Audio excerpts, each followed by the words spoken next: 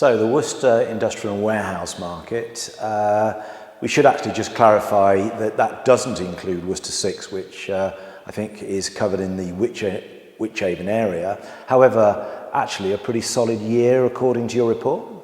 Yeah, and the figures this year show that Worcester's actually been as diverse as it's ever been. We know what's up at Shire Business Park and we know what's around Junction 6 of the motorway, but there's also been quite a good number of sub 10,000 square foot deals come to the market and be completed. A lot of these were at Nunnery Park, and we've seen the good quality accommodation that's been bought on there and how well that's gone, but also there are a lot of freehold transactions. Worcester actually, out of all the sub-markets, has the highest proportion of freehold to leasehold deals. We've seen a sale of Farrell House, for example, up at Orchard Street, which is just up the road from where we are now. Again, we're banging the drum, but the positivity around having that freehold space available and showing how well it's sold just shows how in demand it really is.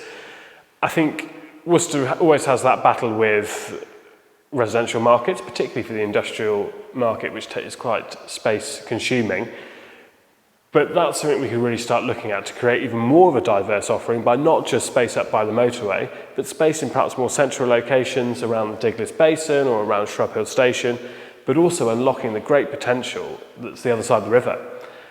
We've talked, when we're talking about the Malvern submarkets, about how the Southern Link Road is going to open that space up, but also it's going to open everything the other side of the river, around St John's, for example.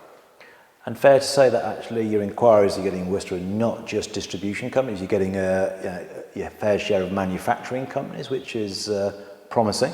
Yeah, absolutely. It's, we've seen the good quality manufacturing businesses that have come out of Worcester by the way of Bosch and Mazak, and I think people are just jumping onto that by the workforce that they have access to.